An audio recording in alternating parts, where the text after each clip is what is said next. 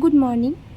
ঐত্রিশ lifestyle চ্যানেলের নতুন আরও একটি ব্লগে তোমাদের প্রত্যেককে জানাই আবারও একবার সুস্বাগতম। বড়দের জানাই প্রণাম আর ছোটদের জানাই অনেক ভালোবাসা। আশা রাখি তোমরা যে যেখানে আছো সুস্থ আছো আর ভালো আছো।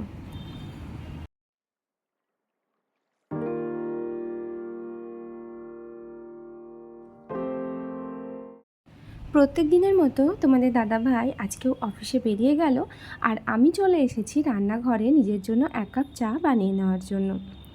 দুধ চা খেতে ভীষণ ভালো লাগে, আর ফ্রিজে দুধ ছিল, তো তাই সকাল থেকে আর অন্য কিছু খাইনি, ভাবলাম একদম দুধ চা খাবো।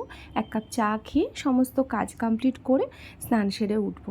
তো ঠিক যেমন ভেবেছি সেরকমভাবেই কাজটা আজকে শুরু করেছি সকাল থেকে। আর চাটা খেয়ে 1 মিনিটও কিন্তু আজকে বসিনি, সঙ্গে সঙ্গেই সমস্ত কাজ কিন্তু কমপ্লিট করতে শুরু করে দিয়েছি।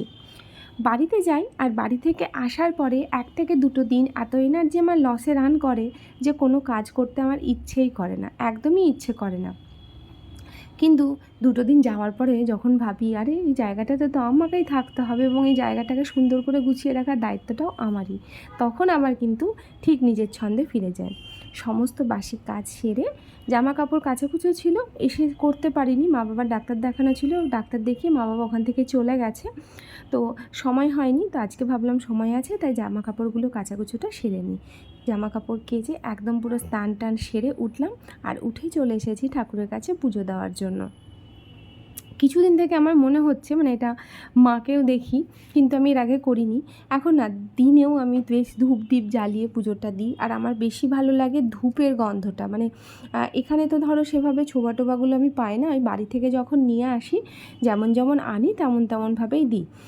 তো যাই হোক, পুজো টুজো দেওয়ার পরে একটা ডিম সেদ্ধ করে নিয়েছিলাম, দুপুরে খাওয়া দাওয়া সেরে সন্ধ্যার সময় একদম পুরো সন্ধ্যা লাগতেই ঠাকুরের কাছে চলে এসেছি সন্ধ্যা দ্বীপটা দেওয়ার জন্য। আর তারপরে নিজের জন্য এক কাপ চা বানাবো না, সেটা হতে পারে বলো? সকাল আর সন্ধ্যায় দুটো টাইমই তো আমার চা খাওয়ার সময়। তবে হ্যাঁ, সকাল টাইমটাতে একটা মাথায় কাজ এড়িয়ে থাকে যে এখন আমাকে বাসি কাজগুলো সারতে হবে। সন্ধ্যার সময়টা চা খাওয়ার সময় না আমার মানে অদ্ভুত রকমের চিন্তাভাবনাগুলো আসে। মানে সন্ধ্যার সময় যখন চাটা খেতে বসি, মানে যত রাজ্যের মানে কি বলবো চিন্তাভাবনা তখন যেন আমার মাথায় এসে চেপে বসে। যাই হোক, চাটা খেতে খেতে একটু একটু ভাবনা চিন্তা করা যেতেই পারে, হ্যাঁ। আর তার সঙ্গে নিজের সঙ্গেও কিন্তু একটু সারাটা দিনে কি করলাম না করলাম সেই জিনিসগুলোও কিন্তু মাথার মধ্যে ঘুরপাক খায়। তবে হ্যাঁ, একটা জিনিস, সকালবেলা উঠে তুমি যদি ঠিক করে নাও যে সকাল থেকে মানে কী কী কাজ তোমাকে আজকে করতে হবে আর কী কী করতে হবে না, বা আজকে কী কী কাজ তুমি রাখবে, তাহলে দেখবে কাজটা করতে সারাদিনে অনেকটাই কিন্তু সুবিধা হয়।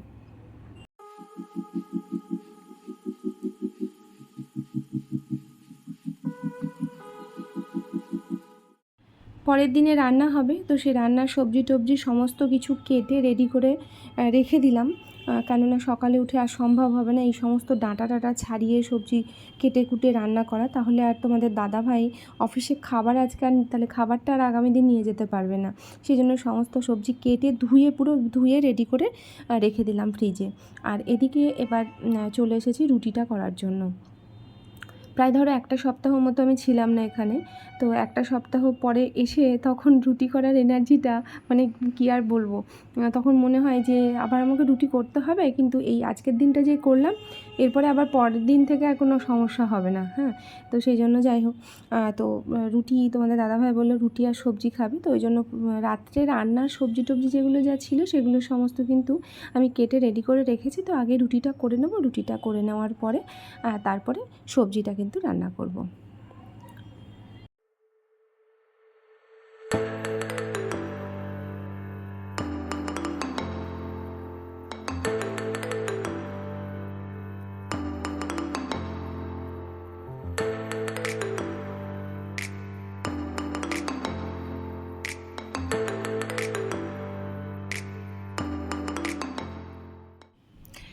একটা জিনিস কখনো ভেবে দেখেছো যে একটা মেয়ে যখন বিয়ে হয়ে যায় না, বিয়ে হয়ে যাওয়ার পরে তার নিজে যে সংসারটা নিজে হাতে গড়ে সে তার থেকে প্রিয় কিছু প্রিয় জায়গা কিন্তু আর অন্য কোথাও হয় না।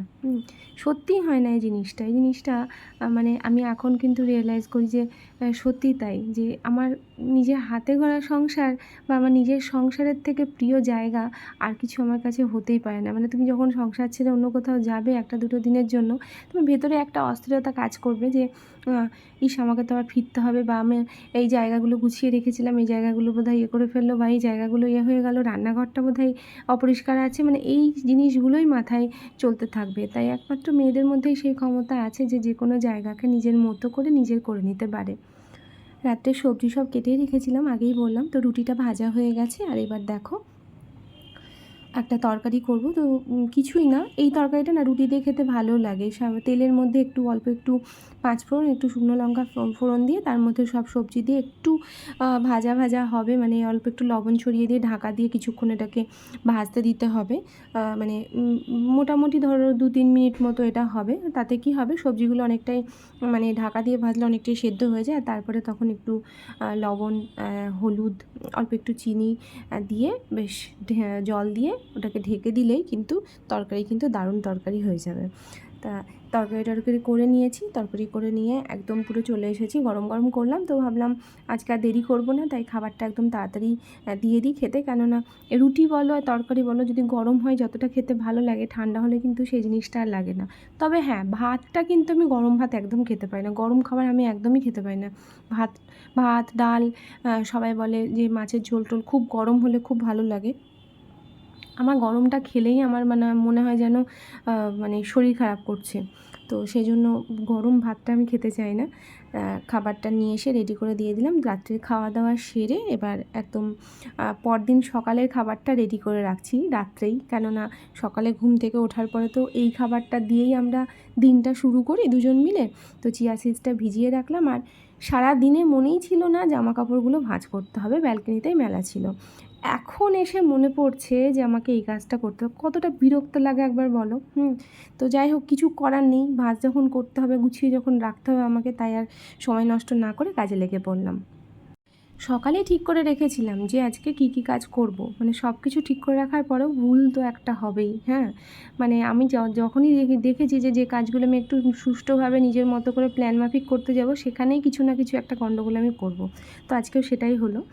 যাই হোক, আজকের ব্লগ কিন্তু বন্ধুরা এই পর্যন্ত, এর থেকে আর বড় করছি না। তোমাদের আজকের ব্লগ কেমন লাগলো সেটা তোমরা অবশ্যই কমেন্টে জানিও। আর হ্যাঁ, যারা এখনও পর্যন্ত আমার চ্যানেলটিকে সাবস্ক্রাইব করোনি, তোমরা প্লিজ সাবস্ক্রাইব করে পাশে থেকো। তোমাদের সঙ্গে আমি আবারও দেখা করব খুব তাড়াতাড়ি আমার আরও একটি নতুন ব্লগে। ততক্ষণ পর্যন্ত তোমরা প্রত্যেকে বন্ধুরা সুস্থ থেকো, ভালো থেকো। আর সেই সঙ্গে আমার চ্যানেলের ব্লগগুলো অবশ্যই প্রত্যেক দিন দেখতে থেকো।